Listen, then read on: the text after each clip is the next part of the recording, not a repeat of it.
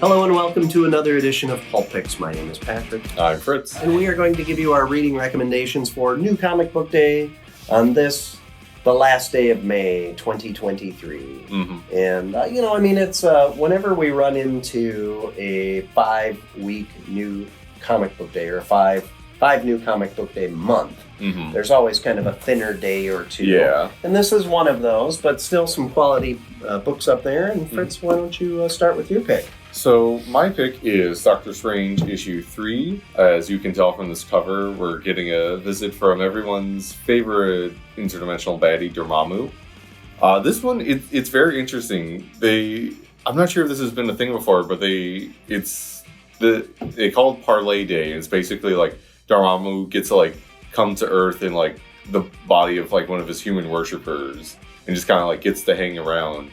And Steven has to spend the entire time making sure he doesn't get into trouble or anything, or trying to figure out how to save the person whose body Dormammu's inhabiting, because anytime Dormammu does this, it always ends with because he's this big interdimensional demon guy, a human body can't have that in it too long, so anyone who ever he possesses always dies. So it's Strange trying to figure out okay, how can I save this person, even if we kind of get the implication they're maybe not the nicest guy in their real life anyways, but just no one deserves to be used like this. Yeah. So it's interesting. They spent a lot of time reminiscing about a lot of their other encounters, all the times Strange has been Dormammu. It's very interesting how they kind of explore their relationship, how Strange is oh, you're just being petty, and Dormammu's just oh no, if it hurts you, nothing is too petty for me. Yeah. They just the amount of hate they have for each other is very palpable. Yeah. And just seeing how far they'll go to make sure the other's not having a good time. It's really fun. It's also kind of we got some other plates spinning in the background. There's the mystery of who's assassinating some of the other magical warlords out there. Obviously there's some suspicion being thrown at Strange's wife Clea, but she's it ain't me, and she's someone who'd probably own up to if it was her, so we'll see how that's going. But there's also a fun little backup in here, kind of a flashback to the old Runaway days. We got Nico. Yes. Dormammu shows up to try and steal her magic, and Strange is how about no? Yeah, I love Nico. Just a great character. Yeah, always. So it's kind of fun getting to see how an earlier version of her handles that situation is now where she's a fairly seasoned superhero at this point. Yeah. Yeah, Runaways have been around for a bit. So. Yeah, and this one was kind of fun too because it was your classic magician sleight of hand trick. Yeah. Right? Distract you with the flourish over here. And, yeah. There's also there's a fun connection to both Dormammu's recent appearance. Well, I guess not too recent at this point, but when he showed up in the last run on Guardians as the big bad, and then also a little X-Men reference here, all tying that together in a real way, where it's just I think we've talked about this before with McKay, where he's very good about, he in a similar fashion to writers Ewing or Busnick, where they're good at tying in random continuity threads that you might not have thought about, and oh, this actually makes a lot of sense how this comes back in, but not in a way where you feel you've missed something. They're very good about letting you know what you need to know with this kind of stuff. Yep.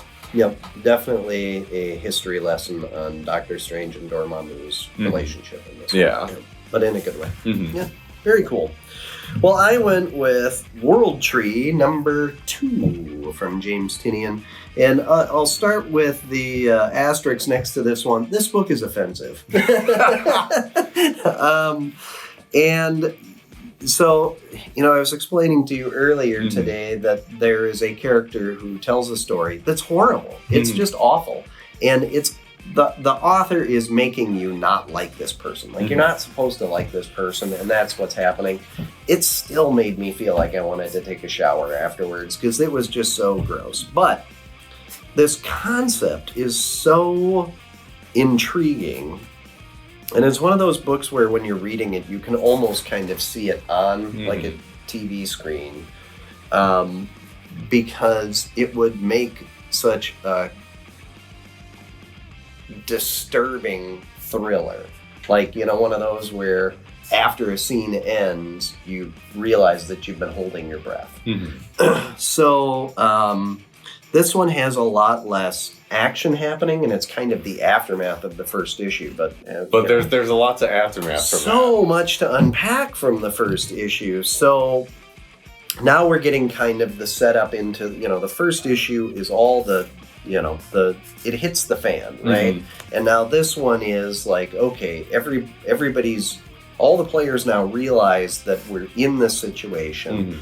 So now everybody's starting to, you know, prepare for it or try to work the situation. So you've got the FBI, you've got this group of computer experts who have apparently experienced this in the 90s, I think they said. It's implied that they're the creators, I think.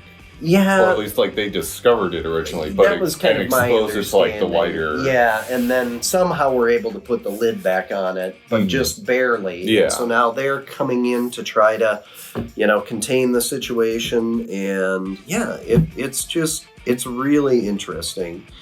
And then you've got this creepy psycho gal who's lurking in the shadows and who, you know, started this whole thing. Again, not for children, no character at all.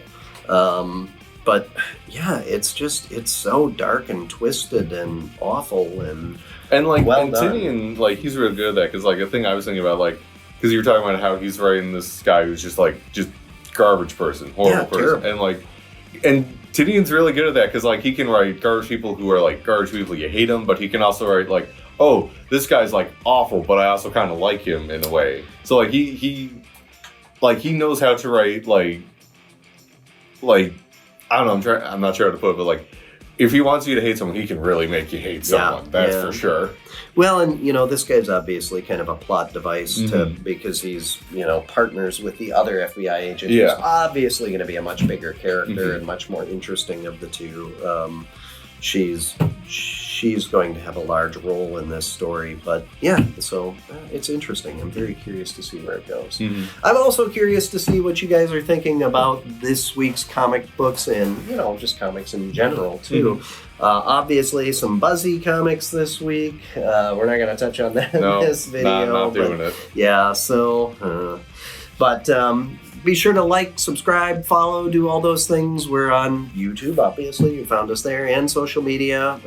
Check out our website, pulpcg.com. And most importantly, come on into the store, because we love seeing everybody. And this is what it's really all about, is getting physical copies into your hands and then talking about what we all are enjoying. So, yeah, fantastic. And we will see you all next week.